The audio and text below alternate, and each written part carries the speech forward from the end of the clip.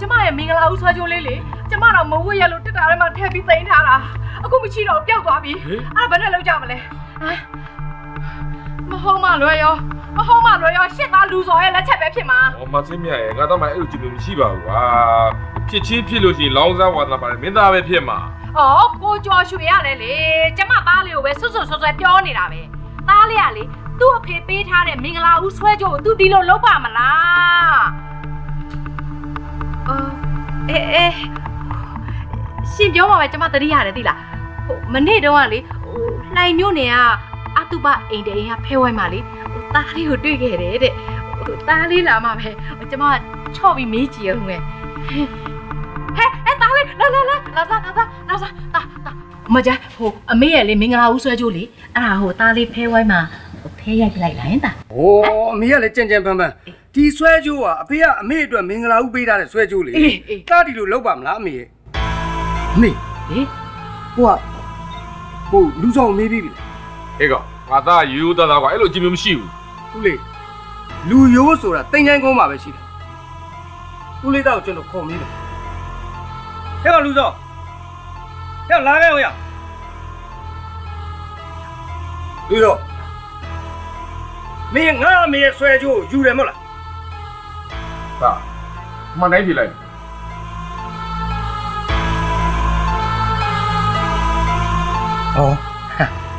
ါညီနင်းရတယ်ပေါ့ကိုညီကိုချင်းနေပဲငါအမေရဲ့ဆွဲချိုးငါအမေဆိုတာမင်းအမေပဲဟုတ်တယ်အဲ့တော့မင်းယူတယ်ဆိုရင်လည်းအမေကမင်းအပြစ်ယူမှာမဟုတ်ယူတယ်လို့ပြောတယ်ကောဟေးကောင်မေးခဲ့ငါသားယူမမယူတာမင်းနေလေအခုမစင်းမြဒီအထားများမလားစဉ်းစားပါဦး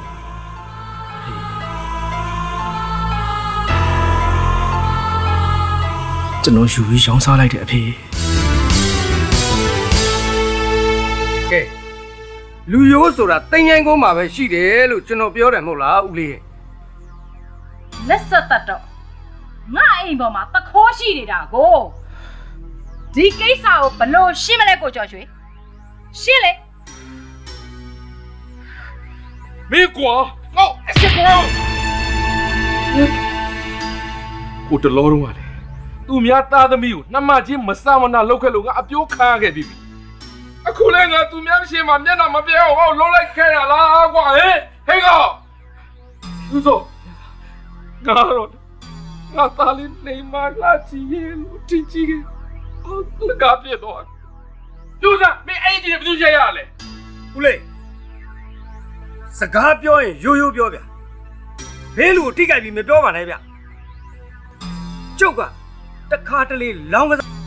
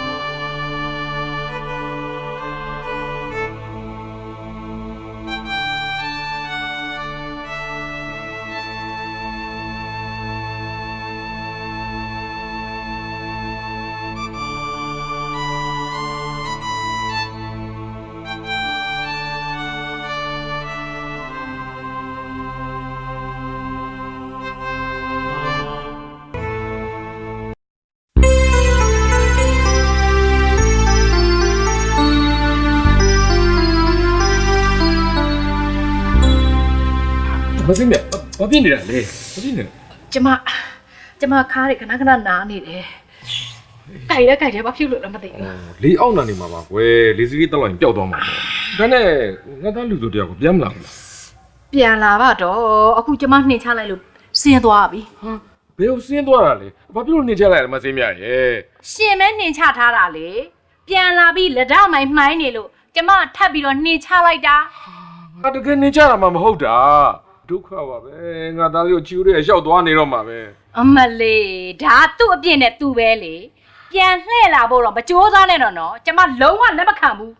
မစင်းမြရဲ့လူငယ်ပဲတခါလေမှားရင်မှားမှာပေါ့ကွယ်တောင်းမရင်တော့လက်ခံတင်လက်ခံမှာပေါ့ ကိုကျော်ရွှေရှင့်စကားကိုထပ်မပြောနဲ့တော့နော်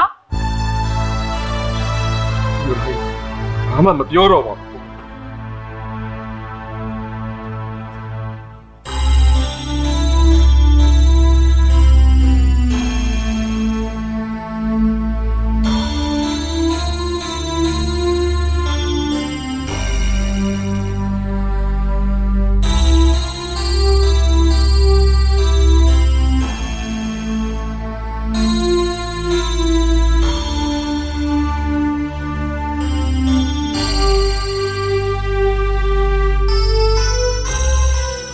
သူစားရဲ့မင်းတိတ်ပြောနေတယ်နော်သူစားပြောနေတာကိုကြည့်ပြီးကိုကျင်နေပါလေသူစားရဲ့တကယ်တော့ကိုကမင်းပေါ်မှာနှမချင်းမဆာမနာလုပ်ခဲ့မိတာကိုအဖြစ်ပါသူစားရဲ့ကိုခွင့်မလုပ်ပါနဲ့ကိုဘဝရဲ့ဝကြွေးတစ်ခုကိုပြီးဆက်နေတာပါသူစားရဲ့ကိုပြီးဆက်နေတာပါ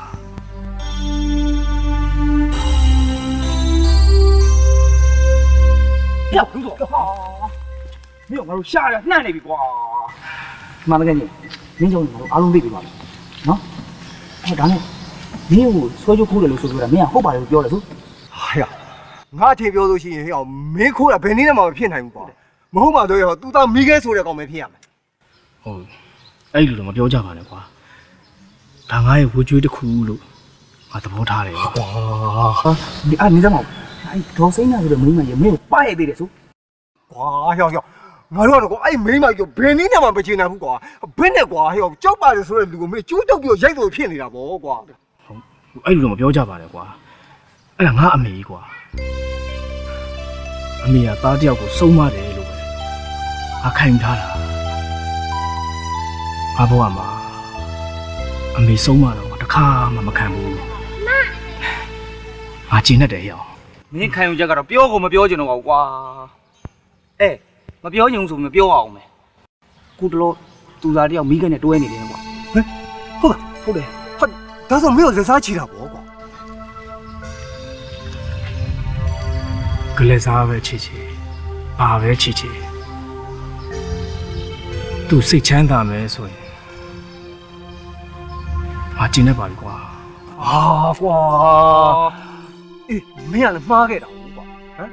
မင်းသူစားကိုဘယ်တော့ချစ်တယ်ဆိုတာဟဲ့ငါတို့သိငါတို့အသိဆုံးဒါမှမဟုတ်မင်းသူစားကိုချစ်သားနဲ့ဘာဖြစ်လို့ပြောင်းလဲသွားတာလဲဆိုတာငါတို့မစင်စားတော့ဖြစ်နေတာကွာပြပြောနေမောင်ပြောနေမောင်ဟဲ့မင်းဘာကြောင့်ပြောခဲ့သွားပြော အဲ့ဒါမသိချင်ဘူးလောကကြီးမှာဘာမှမြဲတယ်ဆိုတာမရှိဘူးကွာ ကဲဒါလေးထားလိုက်ပါတငယ်ချင်းမင်းအခုဘာလုပ်လို့မလို့စဉ်းစားတာလဲ ငါအလုပ်တစ်ခုခုကိုငါရအောင်လုပ်ကြတော့မှာပေါ့ကွာ ကျွတ်တယ်ရွာတဲ့လက်ဆက်တဲ့စာလေးကိုမအားပေးအောင်လားဒီကားပေါ်မှာတော့ကိုယ်လည်းစာလေးကိုဒီကောင်ရတော့ပြန်ပေးပါမယ်ဒီပေါ့ကပါအမေကပေါင်းပြထုတ်တယ်မဒီတော့စာလေးကိုစာလေးကိုဆက်ရအောင်လက်ဆက်တဲ့တမ်းပါလေမဟောတော့အားပြောရစာလေးကိုထုတ်တယ်ပါမယ်ဘာလဲအမေကတော့စာလေးကိုကိုယ်ကတော့တော့ပြောရတယ်ဒီလက်ကျတဲ့နေရာတိုင်းတော်ရောဒီပေါ်တဲ့တော့တိုင်းတော်ရောရပါမယ်မဟုတ်တယ်ဘောလေးတော့ကတော့တိုင်းတော်ရောဒီပေါ်တဲ့စာလေးဝင်ရမယ်တော့ကျွတ်တယ်ရွာတယ်မလက်ဆက်တယ်ကြာ အမကြီးရဲ့ကြောက်ကတည်းကမကောင်းဘူးဖြစ် ရှင်ဆရာဟိုကျမအဲ့ဒီယောဂကိုပြောင်းဘယ်လိုလုပ်ရမလဲဆရာရဲ့ ဒီခေတ်မှာစီးပညာအရင်တိုးတက်နေပြီဆိုတော့မစိုးရိမ်ပါနဲ့ ကောင်းဆုံးဖြစ်အောင်ကျွန်တော်တို့စူးစမ်းသွားမှာ ဒေါက်တာကကျွန်တော်မင်းမဟုတ်လေအများဆုံးပြောက်ကကုသပေးပါကျွန်တော်စိုးရင်လို့ပါ စေးထားပါဗျာကျွန်တော်တို့လည်းပါရဂူကြီးနဲ့တိုင်ပင်ပြီးတော့အကောင်းဆုံးဖြစ်အောင်ကုသပေးမှာပါ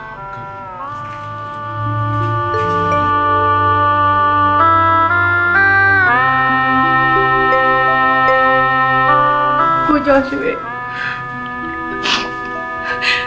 ကျမကိုပြစ်မထားပါနဲ့တော့ကျမရှင်ကိုဘယ်လောက်ချစ်တယ်ဆိုတာရှင်သိပါတယ်နော်နော် ဒီပါအဲ့လိုဒီလေစိတ်ပူမှုတွေပါနဲ့အစွမ်းထက်တဲ့ဆွေးဝါးကောင်အများကြီးရှိပါတယ်ကိုပြတ်သွားမှာပါဘာမှမဘူးအဲ့လိုကျွန်တော်ဘူးနဲ့နော်စကြစကြ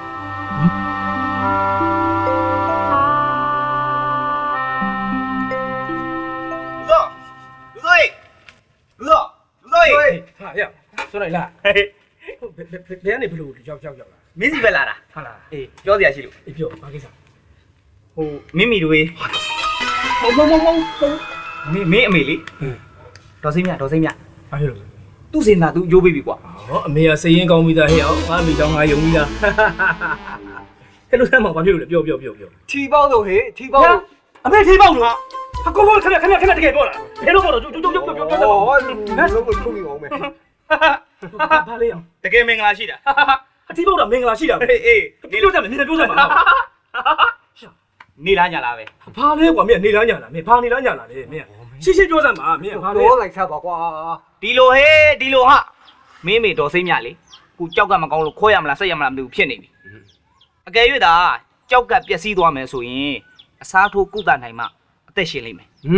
အဲ့ဒါကိုကြောက်ကကိုလှူတဲ့သူကလည်းရှိအောင်မှရှိခဲ့ရေတောင်မှသူ့ရောက်ဆူချင်းကလည်းတူအောင်မှ မင်းတို့ငါ့ကိုနောက်နေရလားတကယ်ပြောရလားဟောသိချပြောစားတယ်မှာကွာ မင်းကိုနောက်ရမလားကွာတကယ်ချင်းတကယ်ပြောနေတာ ဟဲ့ကောင်ငါတို့ကအတိအကျသတင်းရလို့မင်းကိုလာပြောတာကွာ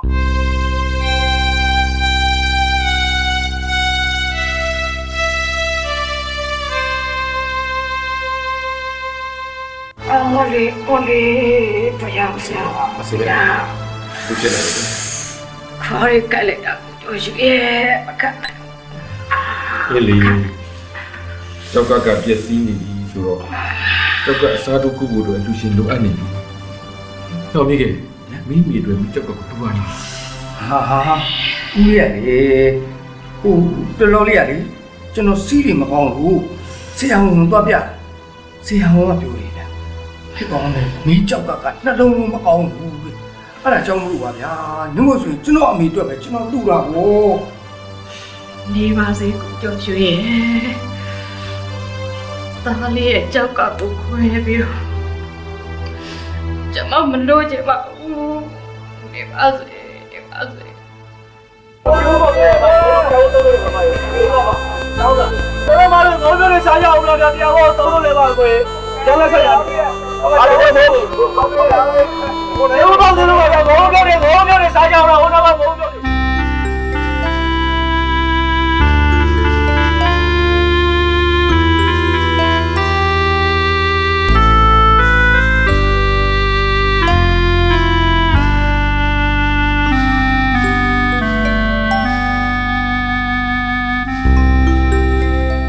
ခင်ဗျားမိမကတော့ကံကောင်းတယ်ဗျာငွေကြီးလေးတစ်ပြားတစ်ချက်မကုန်ကြပဲသူ့ဥစုကလည်းတူတဲ့အပြင်တစ်ရှူကလည်းစင်စင်တူနေတော့အားလုံးစီပြေသွားတယ်ဗျာအဲ့ဒီလိုအလှရှင်မျိုးပေါ်လာဖို့ခုလိုအသုံးပြုလို့ရဖို့ဆိုတာတော်ရုံတန်ကိုကိုယ်စိုးနဲ့မလွယ်ဘူးဗျာ ဟုတ်ပါတယ်ဆရာကြီးကျွန်တော်ဖြင့်လေအဲ့ကြောက်ကအလူရှင်ဆိုတဲ့နာမည်ပြောင်းသွားတဲ့မိုးကုတ်ကကြောက်တွင်းတတိသားလေးကိုသူတွေ့ရင်လိုက်တာဗျာ ဟုတ်ပါတယ်ဆရာရဲ့အဲ့ဒီတငယ်လေးကိုကျေးဇူးတင်စကားလေးပြောချင်လိုက်တာ မှန်တော့မှန်တယ်ပေါ့ဗျာဒါပေမဲ့သူ့ကြောက်ကလှူတယ်ဆိုတာသူမိဘတွေတိမှဆိုလို့အဲ့ဒါကြောင့်ပွဲထားတယ်ပြောသွားတာပဲစိတ်ထဲရပဲမှန်ပြီးတော့ကျေးဇူးတင်ကြပါဗျာကျေးဇူးတင်လိုက်ကြပါ အင်းလေသူပြောရလဲမှန်ပါတယ်အစစအရာပြည့်စုံတယ်တတိသားတယောက်ကသွေးမတူတမ်းမဆက်လူတယောက်ကိုတက်ဆွန့်ပြီးတော့ကြောက်ကလှူရဲဆိုတာ သူ့ဘက်ကဒီလိုပဲဖြစ်ပါမယ်သိရင်သူတို့တားလေးအတွက်ကိုစိုးရင်ကြမှာပေါ့နော် ဘာပဲဖြစ်ပေါ့ဗျာတော်တော်တစ်ခုကန်တစ်ခုပဲအခုလိုခင်ဗျာကြီးမှမိကောင်းသွားပြီဆိုတာအမတန်ဝမ်းသာစရာပေါ့ဗျာကောင်းပြီပြီလားနော် ဟုတ်ကဲ့ပါဗျာကျေးဇူးတင်ပါတယ်ဆရာ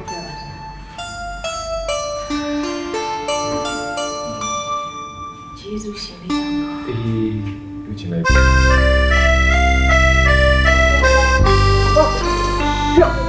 နေဦးဟာတို့လား ဘာလဲကွာ မင်းဘယ်သွားမလို့လဲ အလုပ်သွားမလို့လေကွာ မင်းကငါပြောစရာရှိတယ်မင်းဟိုသတင်းကြပြီလား ဘာသတင်းလဲ ဟောဟိုဒေါ်စိမ့်ညာကြီးကိုဟိုမိုးကုတ်ကအမီမဖော်လို့တဲ့ကြောက်တင်းတထေးသားတယောက်ကနေပြီးကြောက်ကလှူတဲ့သတင်း ဟာဟုတ်လို့လားဟာ အာဟုတ်တာဗောမင်းကသတင်းကိုအတိအကျရထားပြီသား ဒါဆိုဒီမိမိုင်ကန်ကောင်းတာပဲ အေးဗော ဟိုရှစ်လူကြီးစကားများလို့ဖြစ်နေ အဲ့ဘလို့လဲ လူမိုင်များတဲအသက်ရှည်တကူကွာဆိုတာလေ ဟောဟုတ်တယ်မင်းပြောတဲ့အတိုင်းပဲ ကဲတကယ်ကြီးအဲ့ဒီမိမိုင်အကြောင်းပြောလို့မပြီးသေး အေး ဘူးငါအလုပ်သွားအောင် အေးသွားငါအေးဆိုင်သွားလိုက်မယ် ဒီကဲလှုပ်ချက်ကတော့ပိုင်တယ်ဟေးသူများတွေကတစ်ချက်ခုတ်ရင်နှစ်ချက်ပဲပြတ်တာသူကြားမှာတစ်ချက်ခုတ်တာနဲ့3-4ချက်ပြတ်တာဗျာ ဟေးဘောကွာတစ်ချက်ခုတ်3-4ချက်ပြတ်တယ်ဆိုဘာလဲငါလည်းပြောပြပါဦးမင်း ဒီလိုကွာလူစော်လဲအိမ်မောကဆင်းရတယ်ဆွဲကြိုးခိုးတဲ့သူကိုလည်းပုံချပြီးပြောခိုင်းလိုက်တယ်လေအဲ့ဒါကြောင့်မို့ဒီမှာတစ်ချက်ခုတ်တာနဲ့3-4ချက်ပြတ်တယ်လို့ပြောတာဗျာပြောတာ နေဦးမင်းတို့ဒီမှာပဲရဲ့ကြံတာငါဆက်ပြောမယ်ဒါအပြင်တူစာနဲ့ချစ်နေတဲ့ဒီကောင်တူစာရှေ့မှာတူစာအထွင်လွဲအောင်လို့ကောင်မလေးတယောက်နဲ့တွဲပြလိုက်မတွဲပြလို့ရှိရင်ငါအမေနဲ့သူ့အဖေနဲ့အိမ်တော်ကြီးကိုပြက်ပြအောင်ငါလှုပ်လိုက်မယ်ဆိုတော့ဒီကောင်တွဲပြလေကွာ အေးဟုတ်ပါပြီနေပါဦးအဲ့ဒါဆိုရင်လူတော်လွယ်လွယ်နဲ့လှုပ်ပြလို့လား မင်းကဘယ်လွယ်လွယ်နဲ့လှုပ်ပြပါမလဲကွာသူစားကိုဒီကောင်ကအသက်လို့ချစ်တာပြီးတော့ငါအမေကိုလည်းသူ့အမေလိုအရန်ချစ်တာကွာအဲ့ဒီပျောက်ကွက်ကိုနင်းလိုက်တော့ဒီကောင်မလှုပ်ပဲဘယ်နေလို့ရမလဲလှုပ်ပြတော့တာပေါ့ကွာ အဲ့ဒါကြောင့်မို့တစ်ချက်ခုတ်ရင်3-4ချက်ပြတ်တယ်လို့ငါပြောတာဗောကွာ အဲ့ဒါကွာ ဟာကိုမီးဟဲ့သူသားရောက်တယ်သူသားဟုတ်ပါဘယ်ချိန်နဲ့ရောက်လဲသူသားဟိုသူသားလေးရောက်နေတာကြာပြီလားဟဲ့ ဟုတ်တယ်ရောက်နေတာကြားလာနေဟွန်းရှင်ရဲ့အကြံကြီးအားလုံးကျမသိသွားပြီလက်ဆက်သက်တော့ဒီကိစ္စတွေအားလုံးရှင်ရဲ့ရုံမှမှုတွေပဲ အော်သူစားရဲ့ကိုဒီလိုမှမလုပ်လို့ရှိရင်သူစားရဲ့အချစ်ကိုဘယ်လိုလုပ်ရမှာလဲ အော်ရှင်ကကျမရဲ့အချစ်ကိုလိုချင်လို့အဲ့ဒီလိုလုပ်တယ်ပေါ့ ဟုတ်တယ်သူစား အဲ့ဒါဆိုရင်ပေးရသေးတာပေါ့ကဲပါဘာကျမရဲ့အချစ် သူစားမင်းကိုပါရိုက်တယ်ဟုတ်လား ဟုတ်တယ်ရှင်ကိုလေအားရယုံနေမဟုတ်တတ်ပါတတ်ပြစ်ချင်တာရှင်ဟွန်းကျမလေရှင်ကိုချစ်လို့တွဲကြတယ်များရှင်ထင်နေလားကျမလူစောအရွက်တိုက်ချင်လို့ကျမအပေါ်တစ္ဆာဖောက်တယ်ထင်လို့ကျမတွဲခဲ့တာရှင်အမှန်တော့လူစောကတိတ်ကိုတနာစရာကောင်းတယ်ကျမလူစောကိုပတ်တောင်းမှန်မယ်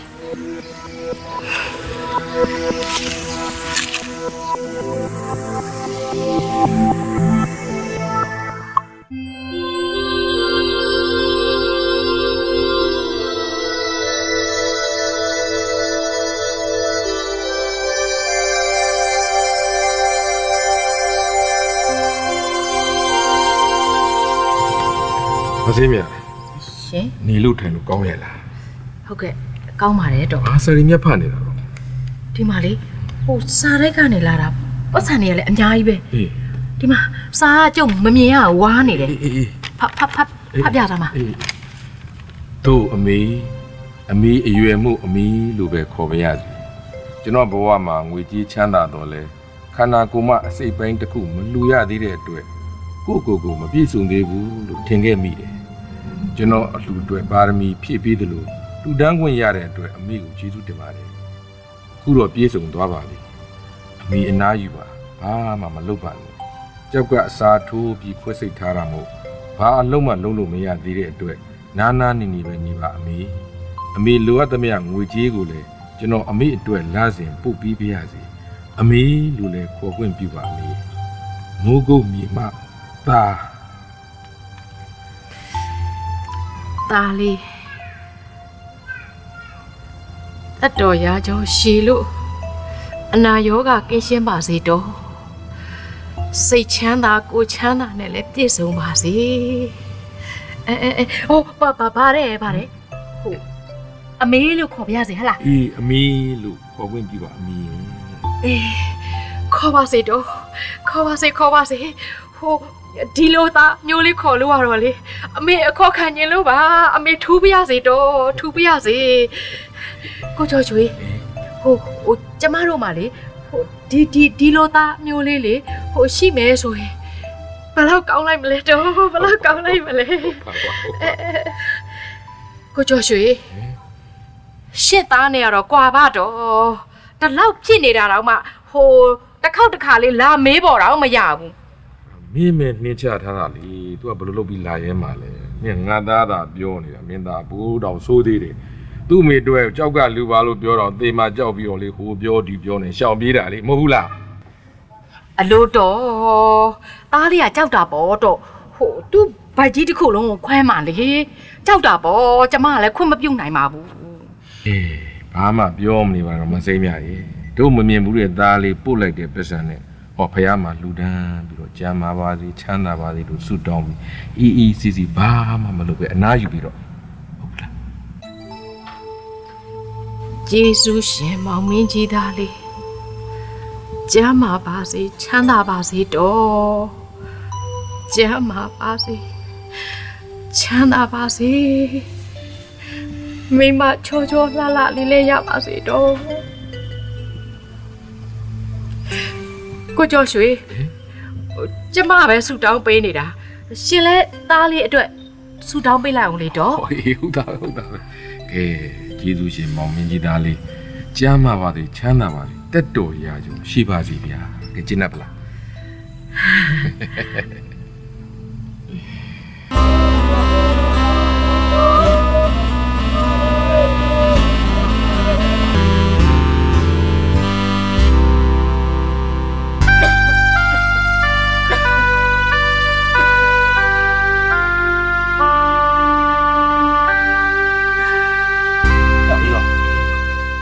မင်းကြည့်ရတယ်မရွှေမလန်းနဲ့ပြောနေမကောင်းလားမင်း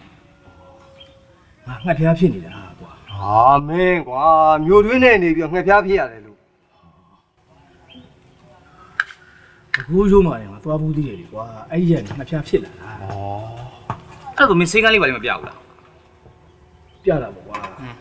မနေ့ညနေကငါစေးကန်းသွားပြီးစေးပါထိုးထားသေးတယ်ကွာဒီတိုင်းဆိုရင်တော့မင်းဘာလုံးမှလုံးလို့မဖြစ်သေးဘူးသူစောအနာယူပြီးတော့ယောဂကိုပြောင်းအောင်ကုပြီးတော့မှမင်းအလုံးလုံးလို့ရမှာပေါ့ကျေးဇူးတင်ပါတယ်ကွာငါအပေါ်မင်းတို့တွေအခုလိုစေတနာထားပြီးပြောပေါ်ရတာဝဲငါမင်းတို့ကျေးဇူးတင်ပါတယ်ကွာဟောဒါနဲ့ငါဒီမှာနေတယ်ဆိုတဲ့အကြောင်းတော့ငါအဖေကိုမပြောကြနဲ့ဘူးနော်အေးပါလူတော်ရဲ့ငါတို့မပြောပါဘူး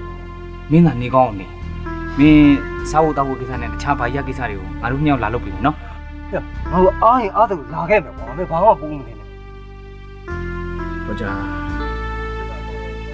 ငါ့ကိုအခုလိုမင်းတို့ပြုစုလို့ရှိရင်မင်းတို့လည်းမင်းတို့ဝိုင်းနေမင်းတို့လေမင်းတို့ကအလုပ်တစ်ခုကြီးပိုးနေမှာပေါ့ကွာဟဲ့ကောင်မင်းဘာတွေအားနာနေရလဲငါတို့ကမင်းကိုဒီလိုအချိန်မျိုးမှမကူညီဘယ်လိုအချိန်မျိုးမှကူညီရမှာတော့ဟမ်ကဲလူစောမင်းဘာမှမပြောနေနဲ့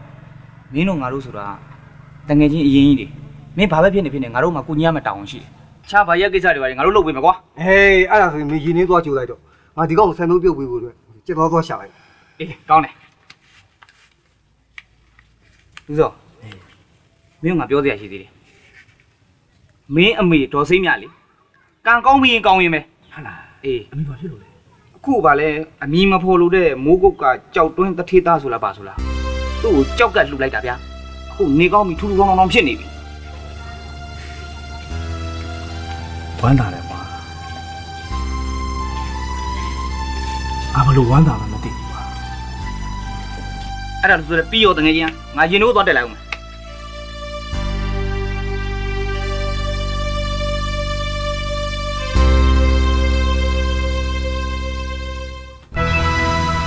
ပြောတယ်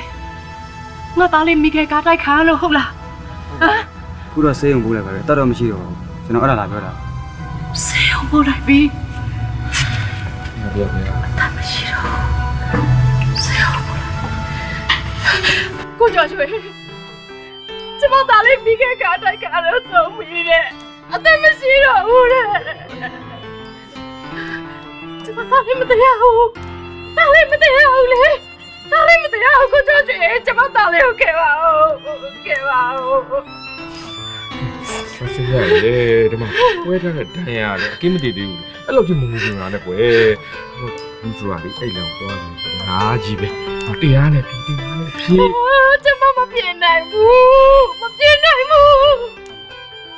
ကျမသားလေးမတရားဘူးမတရားဘူး ဆေးပြ သားလေးကိုခဲ့ပါဦးသားလေးကိုခဲ့ပါဦး တတိထားပါကွယ် မပြေနိုင်ဘူး ဒီထားပါမိမ ကျမသားလေးကိုခဲ့လို့မရဘူးလားသားလေးနဲ့ကျမမခွဲနိုင်ဘူးလေ ဆေးရ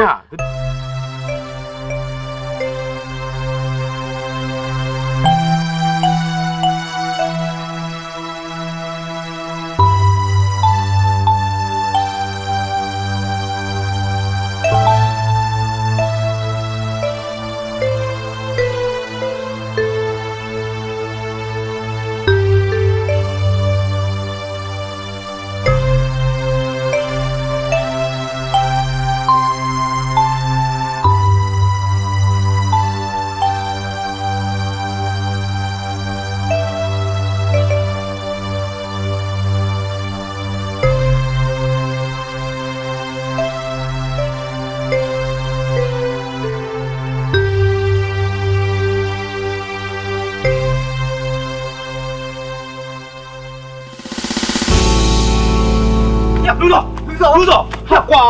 ပြောထားရတာနဲ့ကွာတန်းတန်းပြောထားရတာနဲ့မင်းဒီမနေမကောင်းတာနဲ့အလုပ်တွေမလုပ်ပါနဲ့လို့ပြောနေတာပွတ်မူးလိုက်တော့ဘူးအေးခဏလေးခဏလေး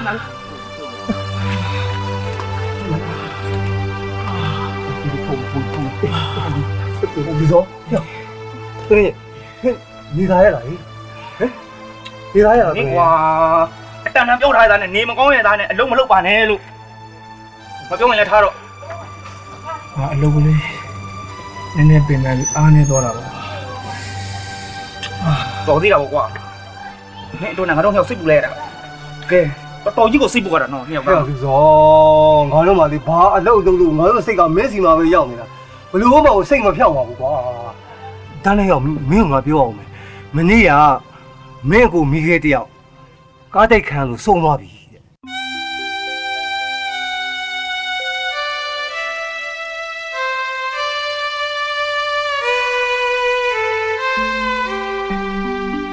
ဟိုဆုံးသွားပြီ အေးဟုတ်တယ်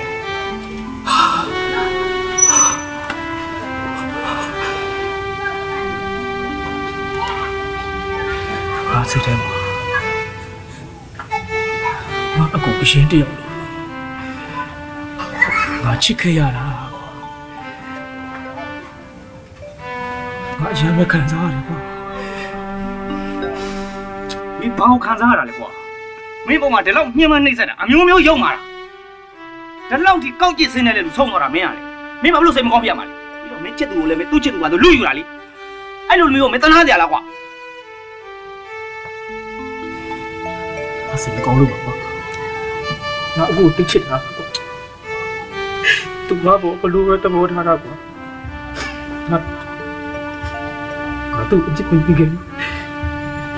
အခုလို့ဖြစ်တော့ငါ ဟုတ်တယ်လူစောဒီကောင်ကလေရုံလာပြီးတော့မဲချက်ကကန်းကုန်နေတဲ့ကောင်သူတလောကသူ့အမေကြောက်ကယောဂစပြီးတော့သူ့ကိုကြောက်ကလှူပါဆိုပြီးတော့ပြောတယ်လေအဲ့တုန်းကဒီကောင်ကယူလို့ပါလို့နဲ့သူ့ကြောက်ကနှလုံးကမကောင်းပါဘူးဘာညာဆိုပြီးရှောင်ပြီးတော့မလှူပဲနေတယ်လေဒီလိုကောင်မျိုးอ่ะကွာဟဲ့ကောင်စောကြီးကတိမ်ဖို့ကောင်းနေတာ မဟုတ်တာပဲကွာမင်းတို့ငါတို့တနေ့ကြောင်လို့ရှိရင်ဒီလမ်းကိုတွားကြရမှာပဲလေကွာ အဲ့ဒီလိုတော့မပြောကြပါနဲ့ကွာ သေတာတော့သေတာပေါ့ကွာဒါပေမဲ့ကောင်းတာလုပ်ပြီးသေတာနဲ့မကောင်းတာလုပ်ပြီးသေတာနဲ့နှစ်မျိုးရှိတယ်ကောင်းတာလုပ်ပြီးသေတာမှာအသိမြတ်မှာပေါ့ကွာ ကဲပါကွာဒါတွေပြောနေကြတယ်တော့မင်းတို့ငါအပေါ်အခုလိုမျိုးလာပြီးကူညီပေးတဲ့အတွက်မင်းတို့ကျေးဇူးအများကြီးတင်ပါတယ်ကွာ မင်းကလည်းချင်းချင်းပြောစရာမလိုပါဘူး အဖေနဲ့အမေကိုနေကောင်းကြရလားဘာသလုံးကြားသေးရဲ့ ဘာမှမပူနဲ့မင်းဖေရောမအေရောအားလုံးဒီကောင်းရတယ်မင်းမအေဆိုလို့ရှိရင်လေတည်တင်းလေးရတယ်ထွက်လာသလားလို့တော့အောင်းမရတယ်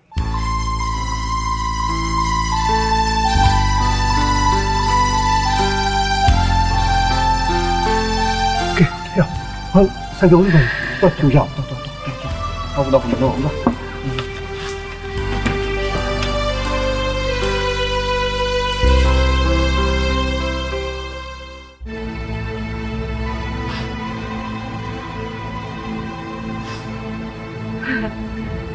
မင်းမလဲကွယ်အားအတွက်ဘာလို့အဲ့လိုဒီစိတ်မကောင်းဖြစ်နေရတာလဲလူတိုင်းအဲ့ဒီလမ်းကိုသွားကြမှာကြီးပဲ ကျမသားလေးကရိုးရိုးတဲ့တာမဟုတ်ဘူးရှင့်အသေးစိုးအသေးစိုး တကယ်နဲ့ပြေတော့ဟုတ်မှာမိုးကုတ်ကမင်းရဲ့သားလေးဟောဒီထားဖို့လည်းပြန်ပြန် မိုးကုတ်ကသားလေးက အေး ပစံနေပို့လိုက်ပြန်ပြီကျေးဇူးတင်ပါတယ်သားရဲ့ကျေးဇူးတင်ပါ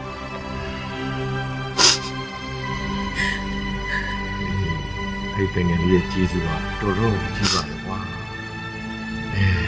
ငါသားလေးလည်းအိမ်မောကနေဆင်းသွားတယ်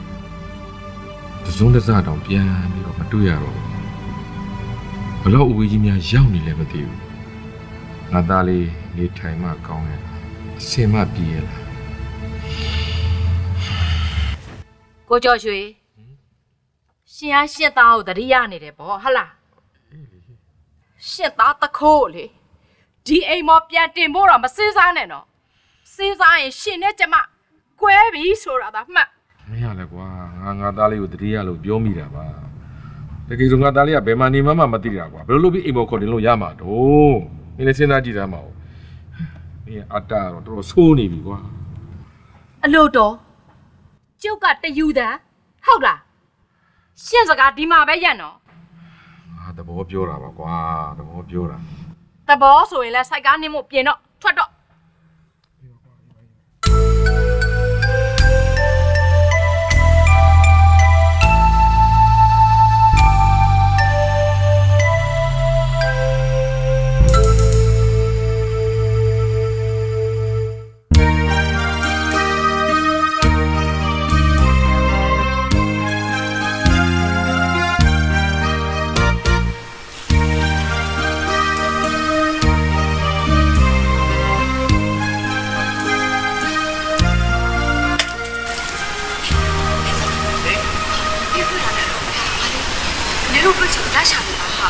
ဘာဖြစ်လို့တွေ့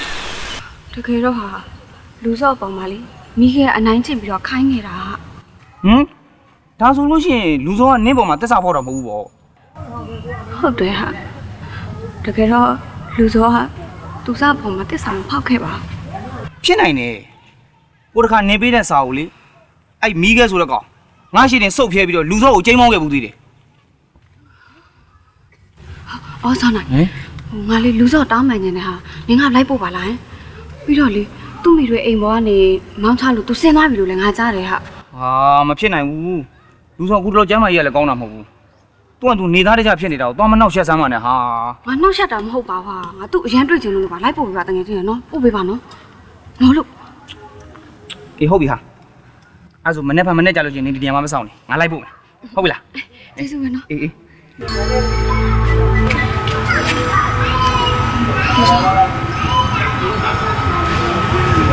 သူစား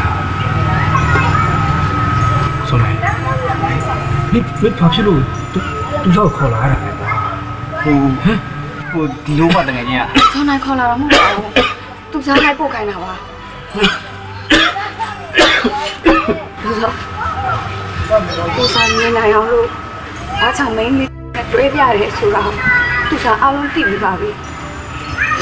အဲ့ဒါကြောင့်လေသူစားအမားတွေကိုလာတောင်းမှရင်နဲ့အခုလိုအထီးကျန်ပြီးတော့တယောက်တည်းနေတဲ့ဘဝကိုလေအနာကနေတော့ဖားမှမခွာပဲတက်တက်လုံးပြုစုပေးချင်လို့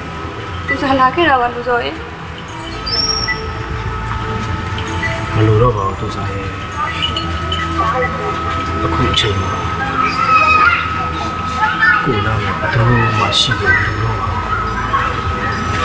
တော့ပါကိုတီးတာအဖေရဲ့အမေရဲ့ကိုဒါပဲတီးတော့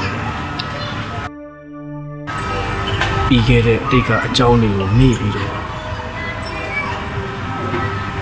သူစားပြန်လာတော့နော် ဟဲ့သူစားမပြန်ဘူးသူစားလူစောနဲ့ပဲတူတူနေမယ် သူစားဆိုတာငါရဲ့နှလုံးသားထဲမှာမရှိတော့ဘူးလို့အချစ်ဆိုတဲ့အရာတွေရတယ်ငါရဲ့အနာကနေထွက်ပြေးတိမ်းရှောင်သွားခဲ့ကြပြီတကယ်လို့မင်းငါအနာမှာနေမယ်ဆိုလို့ရှိရင်မင်းငါအတွက်ကော်ပိုင်ရုပ်တရုပ်ဖြစ်တယ်လို့ငါလည်းမင်းအတွက်အသေးနှလုံးမပါတယ်ကြောက်စိတ်ရုပ်တရုပ်ဖြစ်နေမှာပေါ့သူကရဲ့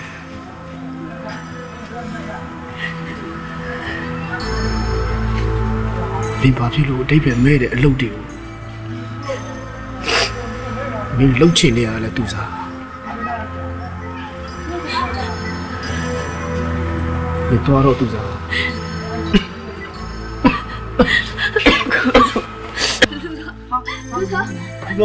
လူသောတကယ်ချင်းတတိထောင်းလေကွာ တတိထားပါလူစောရဲ့ ကဲသူသားရဲ့လူစောကျမ်းမာရေးမကောင်းဆိုရလေနင့်ကငါအတန်တန်ပြောထားတယ်နင်ပြန်มาတော့ဟာငါရှစ်ခိုးပြီးတောင်းမှန်တယ်နော်ခေါ်လာမိတာကငါအမှားဒီကတည်းကလည်း အေးလီဘာနဲ့တော့မကြည့်ချင်ဘူးကားကြောင့်သူ့ယောဂပို့ပြီးတော့ဆိုးစီတယ်ဆိုရင်ငါပြန်ပါမယ်ဟာငါပြန်ပါမယ်လူစောငါပြန်တော့မယ်နော်ဒီကျမရောရင်းစားတော့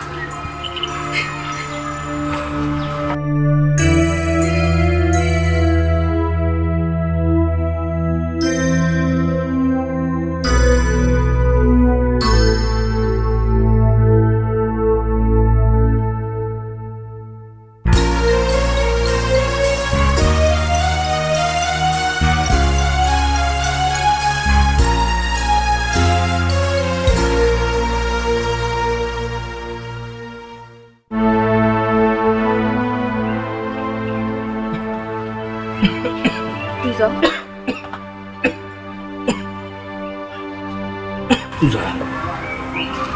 သူစားရှောက်လာပြန်ပြီလားဘာဖြစ်လို့ရှောက်လာရလဲသူစားရဲ့ လူစောဒီတခါတော့လေသူစားနေမတော့ပါနဲ့နော်သူစားတောင်းမှပါတယ်လူစောရဲ့လူစောအပေါ်မှာကြာရလာမယ်တော့ကတွေအတွက်သူစားရဲ့အသွေးအသားနှလုံးသားတရားကြီးနဲ့ကာယံထားပြစီလူစောရဲ့နော် သူစားရဲ့သူစားကိုအသက်လောက်ချစ်ပါတယ်သူစားရဲ့ဒါပေမဲ့ကိုယောဂအချီးနေကိုအတိဆုံးပါဒါကြောင့်သူစားငယ်ရွယ်နဲ့မဆူမတယောက်ဖြစ်မှာဆိုလို့ပါသူစားရဲ့လူစောရဲ့1500ဆိုရဲချစ်သူအဖြစ်နဲ့မနေရရင်တော့928ဆိုရဲဘာလို့မှချစ်နဲ့နေရပြီပြုစုခွင့်ရရင်မယ်သူစားကျင်းနေလာပါပြီသူစားကျင်းနေလာပါပြီလူစောရဲ့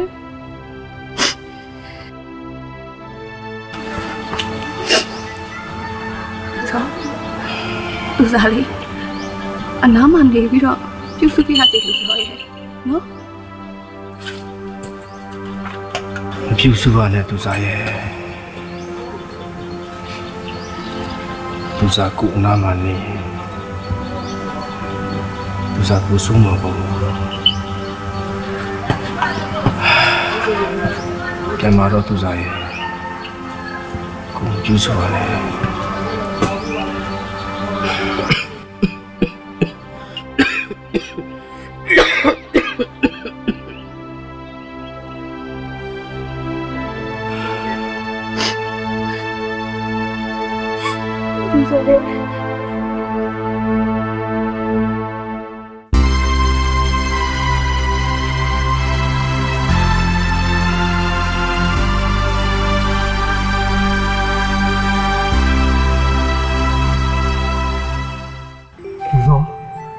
ဒီစောမင်းကွာမင်းဘာလုံးမလုပ်ပါနဲ့အနာယူပါအေးစေးနေပါအောင်မွေးပါဆိုပြီးငါတို့အတန်တန်ပြောပါတယ်ကွာမင်းကငိုစားကြီးစားခလေးလည်းမရှိပါဘူးကွာဒီသားလေးနဲ့မင်းပြောတယ်ငါမရှိပါဘူးကွာဒါပေမဲ့ငါကျွေးပေါင်းတစ်ခုနဲ့ကျွေးတဲ့တစ်ခုငါချီအောင်ဆက်နေတာဘယ်ကကျွေးအောင်လဲလို့ဆိုရဲ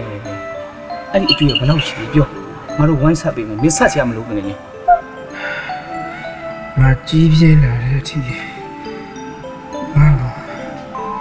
ပြေစုဆောင်ရှောက်ကျွေးမွေးခဲ့တယ်ငါဘော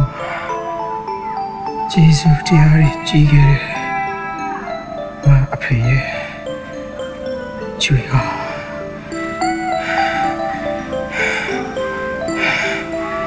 ငါမွေးစားတာ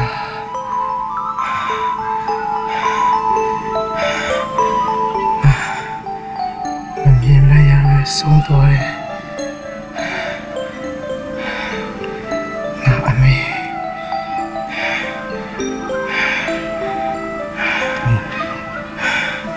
ငါအမေနေရာမှာထားပြီးငါနှလုံးသားထဲမှာငါချစ်ခဲ့ရတယ်ငါအမေတော့စိတ်များပါပဲကွာ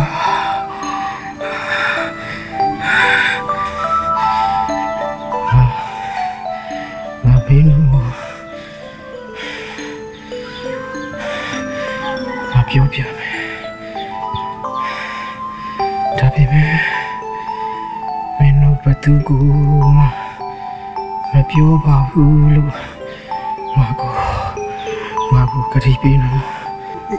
ခရီးပြီးပါလေဆိုရင်ပြောမှပြောပါကွာငါအမေဖိုက်ထဲမှာရှိတယ်ကြောက်ကခါငါစီယာကြောက်ကပဲဆရာကျွန်တော်ကခေါ်ရဲဆိုလို့ကျွန်တော်လာခဲ့တာပါဆရာအော်ဟုတ်တယ်ကျွန်တော်ကြောက်ကအလူရှင်ပါဆရာအော်လာကျွန်တော်ကြောက်ကလူမဲ့အလူရှင်ကိုတွေးချင်နေတာကျွန်တော်အခုနားနေတဲ့အချိန်လေးမှာဆွေးနွေးရအောင်လို့ကျွန်တော်ခေါ်ခိုင်းလိုက်တာပါဟုတ်ကဲ့ဆရာကျွန်တော်ခန္ဓာကိုယ်ထဲမှာရှိတဲ့အစိတ်ပိုင်းတစ်ခုခုကို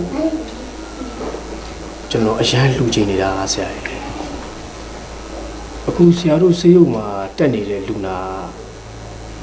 ကြောက်ကက်လူနေတယ်လို့ကျွန်တော်ကြားတယ်ဆရာဟုတ်ပါတယ်အဲ့ဒါကြောင့်ကျွန်တော်ကြောက်ကက်လာလူတာပါကျွန်တော်အခုလူခွင့်ရတာကျွန်တော်အမတန်ဝမ်းသာတယ်ဆရာ။ဘာကြောင့်လဲဆိုတော့ကျွန်တော်ကြောင့်လည်းအခုဆရာတို့ဆေးဦးမှာတက်နေတဲ့လူနာရှင်အသက်ရှင်ခွင့်ရတယ်ဆိုရင်ပဲကျွန်တော်ဝမ်းသာလာပါပြီဆရာရဲ့။အော်ကောင်းတယ်ဗျာ။အမတန်မြင့်မြတ်တဲ့စိတ်ထားပဲဗျာ။ကျွန်တော်ခင်ဗျားအရင်လေးစားပါတယ်။ဆရာကျွန်တော်တခုတော့ခရီးပေးပါဆရာ။ဘာများလဲ။အခု ဆရာတို့စေယုံမှာတက်နေတဲ့ကြောက်ကက်လူနေတဲ့လူနာရှင်ကျွန်တော်နာမည်နဲ့ကျွန်တော်လိပ်စာကိုမပေးလိုက်ပါနဲ့ဆရာဘာဖြစ်လို့လဲဆိုတော့ကျွန်တော်နာမည်နဲ့ကျွန်တော်လိပ်စာအတိုင်းလိုက်လာပြီးကျွန်တော်ကိုကျေးဇူးတင်လိုက်တာကျေးဇူးဆက်ခွင့်ပြုပါဆိုတဲ့ဟာတွေကိုကျွန်တော်မလိုချင်လို့ပါဆရာရဲ့ ဟောသဘောပေါက်တယ်အင်မတန်မုံမြတ်တဲ့စိတ်ထားဗျာခင်ဗျားစိတ်ထားတော့ကျွန်တော်အရင်လေးစားသွားပြီ ရုပ်ရှင်ဆန်ဆန်ကိုဆရာရဲ့မိုးကုတ်ကကြောက်တွင်းတထေးသားတယောက်ကနေပြီးဒီကြောက်ကက်ကိုလာလူသွားတယ်တထေးသားဆိုတော့ဆရာရဲ့သူ့မိဘတွေတည်တဲ့အခါကြောက်လို့ရှိရင်သူ့သားသမီးကြောက်ကက်လူလာဘယ်လိုဖြစ်နိုင်တော့မလဲအဲ့ဒီသဘောပဲအဲ့ဒါကိုသူတို့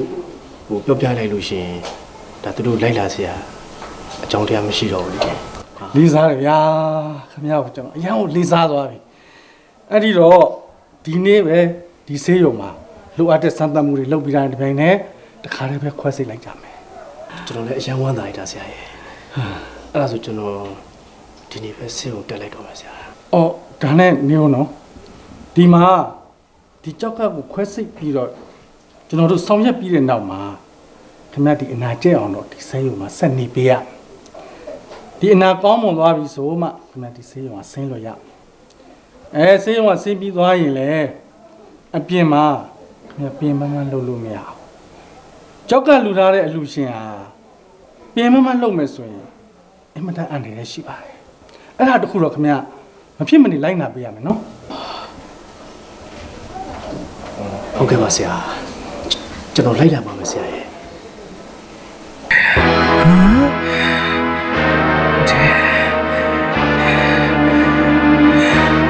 နောက်ပြီးငါအမေကိုဘာမှဘယ်နဲ့လို့ဆိုပြီးတော့ငါတလားတခါငါပူပင်းနေတာ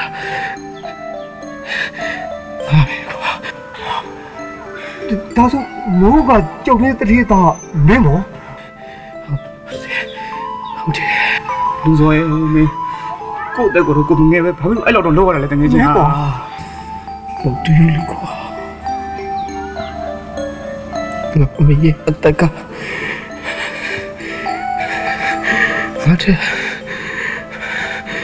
ါတဲ့အရေးကြီးနေလို့ပေါ့ကွာ ဘုံဝင်ဟမ်ဒီတိုင်းနေလို့မဖြစ်ဘူးငါသူ့ဖေသွားခေါ်မှန်းတကယ်ချင်း အေးတော့မတော်တယ်ကွာကျင်းနေပါတော့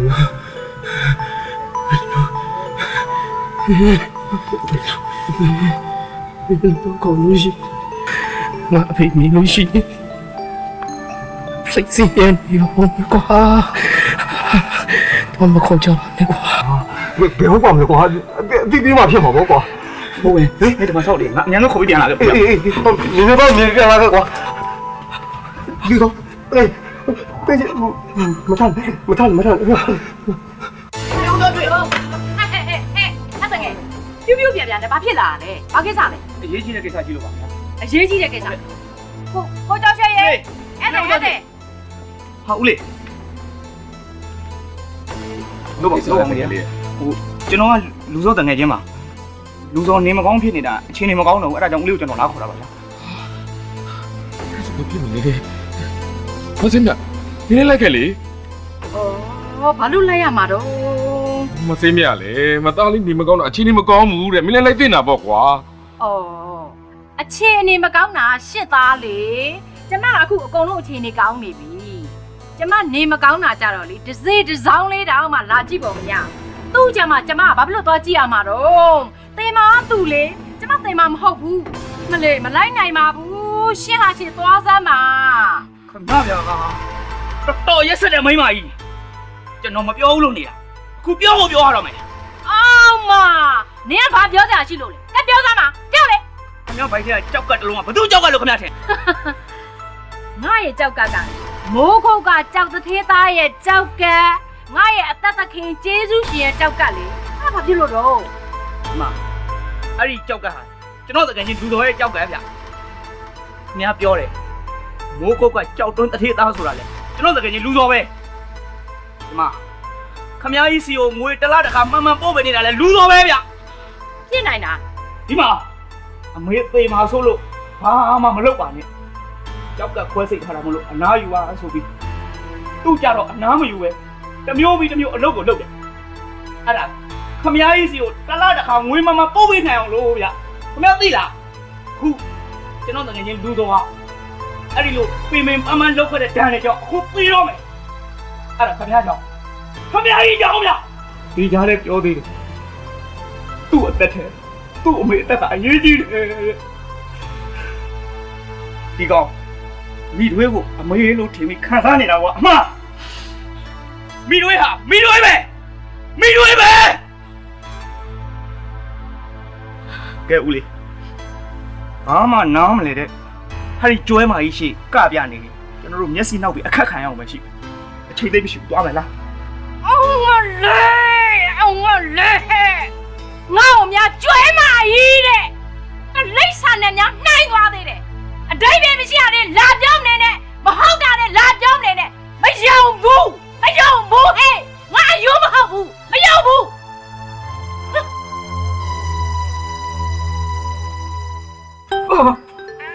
什么别哩大爷，你过得够忙啊，快快的，你为什么不老的钱的啦，大爷，被你们进来的。စိတ်ချင်းတကယ်ကြီး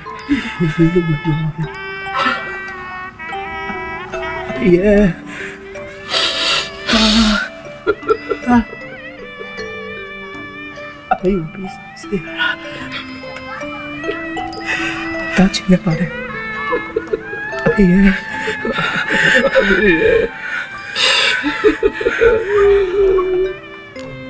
အဖေပြောမစောတာခင်ဗျအဖေရေတော့စာလေး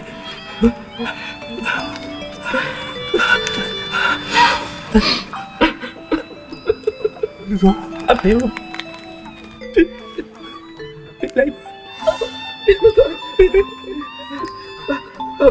怎么掉了？大猫里面。你讲你，我们老保我谁好料，老保我，干多。打没得呀，阿边啲好龙戏的大爷，边度打边王打。哎呀，对呀。ဒီတော့ကဘုံမှမရှိပါဘူး။လေထဲမှာပဲရှိတာ။ကျွန်တော်အဖေကိုနှိပ်ပေးနေကြမှုကိုသိလားအမေရဲ့ ထဲစမ်းပါဘာအမေလဲအမေလို့မခေါ်နဲ့လို့နင့်ကငါဘယ်နှခါပြောအောင်ငါနင့်မေမဟုတ်ဘူးလေအမေလို့ခေါ်စရာအကြောင်းမရှိဘူး 大你妈，别搞你了，别搞你了，大，你说那么细了乌呀？你说那么细了？好了，大嘞，都让他闭眼，我没弄真的大，我就说的大嘞，我们嘞，我老别了，别叫了，别卖了，我别了。လူစောဘယ်လိုပြရလဲလူစောရေလူစောသိပြီဟလားဟုတ်လားလူစောသိပြီဟလားလို့လူစောရေဒီဘာလို့အဲ့ဒါအနေနဲ့ခံရတာလဲနေလေနေတက်ကိုတော့မငဲ့ပဲနဲ့ဒီရွေးမင်းအနောက်ဖြစ်ချရလားလူစောငါပြောရကြလားလို့ငါပြောရကြလား အမေဘလောက်ရကျွန်တော်အမေကိုအမေလို့ပဲကျွန်တော်ခေါ်ပြရစီအမေရဲ့ မခေါ်နဲ့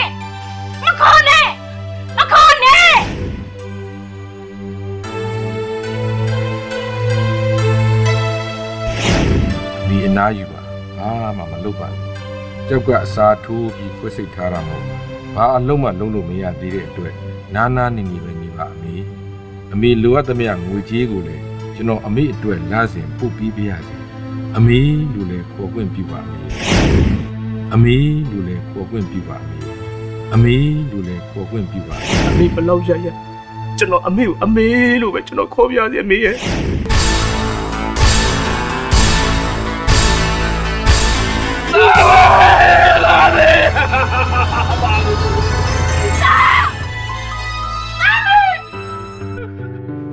သားလေးအလေးလို့ဆိုမင်းမတင်ပါဘူးသားသေးမယ်မတင်ဘူးသားလေးအမေကိုပေးပေးပါမကောင်းခဲ့လေကောင်းပေးတော့နာရာမလှပါတဲ့သူ့ဘဝအခြေသည်တစားပြင်းကို ဒီစီဆိုအနေနဲ့အချိန်ချင်းတော့ကောင်းကြီးရှိရှိလို့မဟုတ်ပါဘူးအမေရဲ့ ဆန္ဒလေးမပြေခဲ့ပါကြီး ကြောက်တာတာမလို့ရအမေ ဆိုတာမခံစားရပဲ အမေကြောက်အကျယ်ကြီးခေါ်မယ်နော်အမေတာကြောက်လို့ ညီရီတို့ တဲခုပြပါလားအမေ အဘေညီရီတောင်းနိုင်လေမလဲလို့ခေါ်ပါလားသူ့ဘဝရဲ့မိခင်အရင်ပမာမိတွေကိုမအရာထားချစ်ခဲ့တဲ့တာအပြစ်မဲ့တဲ့တာရှိနေတဲ့တဲ့တော်ဝိုင်းတဲ့တော်ဝိုင်းနာသာမြတ်တာရီညောင်းနေတဲ့တော်ဝိုင်းသူ့မဝိညာရီတာဆွေ